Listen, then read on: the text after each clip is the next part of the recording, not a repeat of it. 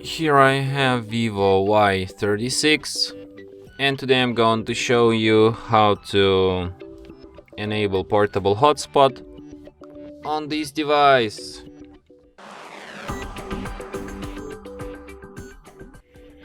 So firstly, you should go to the upper bar, and here you can find the button hotspot. So by tapping it once, you can switch your hotspot. By holding your finger on it, you can access some of its settings.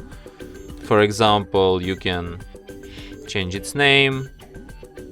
You can display QR code to instantly connect to your hotspot. You can change its security protocol. You can change its password. You can set up one-time mobile data usage limit.